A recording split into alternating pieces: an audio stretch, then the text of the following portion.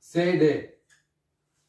IO, il va de 1 vers A. A, c'est en bas, là. Ce n'est plus en haut, d'accord? Donc, il faut un trait comme ça, là. Et ça va ici, là. Ça relie là à là. Voilà. Ça, c'est IO qui va passer dedans. IO. D'accord? Qui va entrer dedans.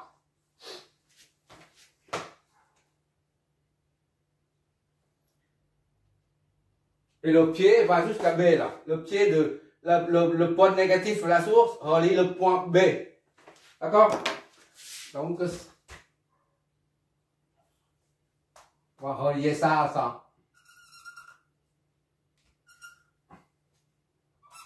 Voilà.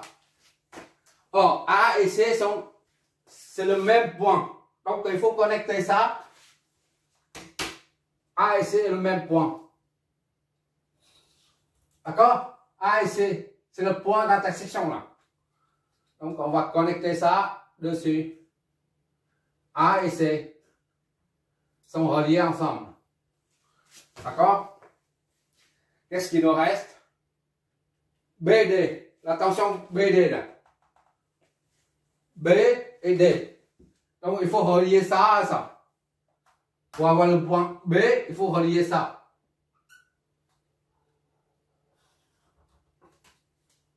B, d'accord? B, c'est là. B, c'est là. C'est le même point, d'accord? B, ça va jusque là. Et D, c'est là. D'accord? Un jour, quand tu as un transfort et tu veux fabriquer un transformateur, tu seras obligé de faire ce schéma-là. Tu vois comment connecter les points ensemble. Bon. Et enfin, BD se trouve ici. BD, c'est là. BD. VA. D'accord? Ça, c'est physiquement le câblage qu'on doit faire pour obtenir 4 VBD. Il ne reste plus qu'à flécher les tensions et puis on peut analyser après. Ça, c'est VS2, là, ici, là, VS2. VS2, ok. VS2. Ok, là. Et là, on va orienter la flèche vers le bas, puisque le pied, c'est négatif, là. Ici et là, c'est une tension. VCD. CD, c'est là. V2. D'accord? Et là, c'est V1. V1, c'est AB. D'accord? AB, c'est V1. Là. Ici, c'est V, AB. V2, V1. D'accord? Il n'y a pas assez de place, je mets V1, V2 seulement. Mais pour prendre le valeur, on prend ici. D'accord? V1, V2, on prend ici. Maintenant, on peut analyser là. On vient de répondre à cette question-là. Source de tension, on souhaite avoir une source de tension sinusoïdale dont l'amplitude maxi est environ 680, ce qui correspond à 480 volts en efficace, d'accord? C'est ce qu'on a obtenu là. Quelle est la source V1 ou V2 à utiliser? On a utilisé V2 là, 120, et on a obtenu ça, 480, efficace. Voilà, on a répondu à cette question-là. Le câblage à effectuer, on vient de faire le câblage là, et on obtient 480 volts efficaces à la sortie VBD. D'accord? Et maintenant, ça correspond à 680 volts en amplitude. D'accord? Maintenant, il ne reste plus qu'à calculer la puissance disponible aux bornes de BD. Lorsqu'on raccorde une charge R. D'accord? Il faut trouver la puissance disponible. Et pour ça, on a besoin comme d'habitude, la puissance apparente. C'est celle-là. Là. On doit observer cette puissance pour calculer, lorsqu'on calcule la puissance disponible à la sortie, on doit se baser sur celle-là. Il ne faut pas que la puissance sortie fasse dépasser pousser les deux enroulements à dépasser la capacité. D'accord? Bon, on utilise la tension efficace à ce niveau et à ce niveau. Ici, c'est S1, S2 ici. Là, c'est le primaire S1. D'accord? S1 et S2 doivent être égal à S est égal à 12 kVA. On doit respecter ça pour ne pas griller les deux enroulements du transformateur. D'accord? On calcule donc maintenant la puissance apparente pour chaque enroulement du transformateur ou de l'autre transformateur à présent. D'accord?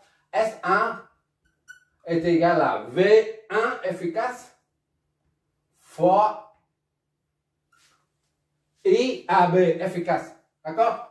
Tension au bord de la bobine fois le courant qui passe par IAB efficace. D'accord?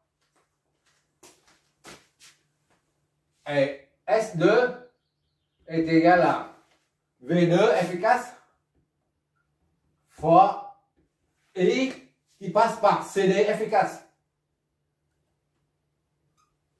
D'accord? Et ces deux puissances là,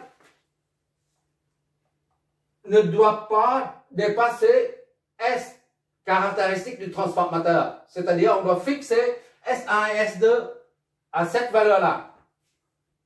Or, S1 doit être égal à S2 est égal à S est égal à 12 000 volts ampères. D'accord?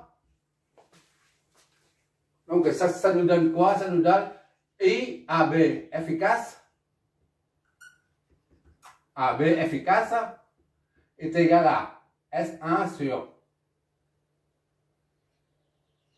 V1 efficace est égal à S sur V1 efficace. Et CD efficace, S2 sur V2 efficace, V2 efficace. D'accord? Et comme V2 et S2 est toujours fixé à S, V2 efficace. Ok, d'accord? Donc, on remplace S par 12 000 divisé par VF1, V1F. V1F, comme on a dit tout à l'heure, on n'a pas mis ici, parce que ça embrouille un peu, ça surcharge trop le schéma. On a mis V2, V1 seulement. Mais pour les valeurs, on prend ici. Donc voilà, ça c'est l'amplitude. Maintenant, on prend la valeur efficace seulement, c'est 120. 20, d'accord? Et là, c'est 12 000, je veux dire, divisé par V2. V2, c'est 600. Efficace, c'est 600. D'accord? 600. Voilà. I, AB efficace. I, CD efficace. Ça fait 100. D'accord? Et l'autre, ça fait 100 là. 12 000 divisé par 100. Ampères efficace. Et ça, divisé par ça, les deux. 6, 2, ça fait 20. Ampères efficace.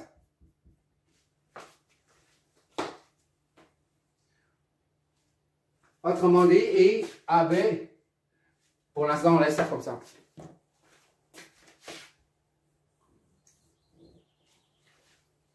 On déduit tout de suite la puissance disponible en prenant 400.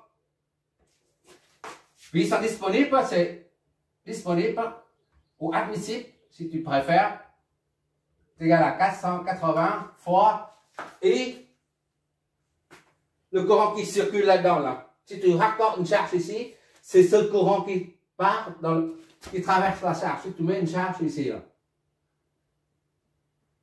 D'accord? Et bien, c'est le courant ICD qui va traverser, qui va passer par la charge et qui vient jusque là. Après, ça ne nous concerne pas pour l'instant, on cherche ça. Et multiplié par ICD, ICD c'est combien ICD? Et FK c'est 20. D'accord? Et non. Mais on n'a pas besoin. Pour l'instant, après on calculera, mais pour l'instant, je vais quand même mettre pour vérifier après. Fois 20. Ça donne 9600.